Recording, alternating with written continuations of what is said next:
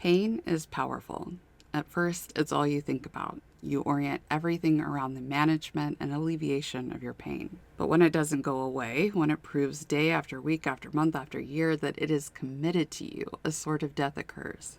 You compare how you once felt, what you were once capable of, to what your reality now looks like. I was a ballerina for 11 years. There's a picture of me at 16, every muscle taut, leg extended impossibly high, back bent beautifully, a glow of power hovering on my skin. For years after the pain started, after my diagnoses, and after exactly zero proof of the possibility, my mind insisted that my body should have the capacity of my 16-year-old self, should be totally in my control. The fact that I could not make it happen made me hate myself at first. Surely the right food, keeping a consistent fitness routine, and a different combination of medicines would allow me to feel pain-free. Okay, if not pain-free, I could still live as I once did, while the pain politely took a seat in the back. In certain seasons, I could keep up. I ate ideal foods for my body, exercised, stretched daily, and meditated, and the pain did take a back seat. What a wonderful life! Look at my discipline. Then something would happen. Usually I'd get crazy sick, and by the time I recovered, I was completely out of my routine.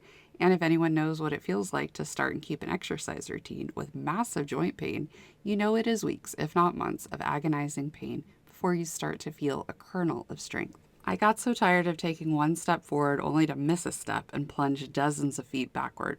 I reconciled myself to a small life. I opened my hand and allowed the dreams I'd long clung to slip through my fingers. Rather, I tried to give up on myself, but I couldn't stand how invisible and passive that felt. One day I realized that I viewed my health like so many things. It was either perfect or I was a complete and utter failure who had no recourse but to give up. Pushing back on that idea, I began to see how I had placed myself in an insane headspace. It was physically impossible for me to become the version of myself that existed before there was swelling in my spine and inflammation in my joints. Yet I was insisting that my life would only move forward if I could. The pain, the difficulty, and the excruciating monotony of the daily fight did not relegate me to the shadows, but I did need to find a balance between accepting a different reality than I'd hoped for and working to create the best possible version of that reality. If you relate to this, I want to tell you it's okay that the old way you thought about things has died. There is still hope, and you continue to have chances to create a new reality. True, you may not be in a stage where this feels possible. There are seasons where we are so inundated by pain and problems and heartbreak that there isn't room to consider an alternate reality. But there will come a time when you have the stillness to hear the hope your heart is whispering about. Just try to listen.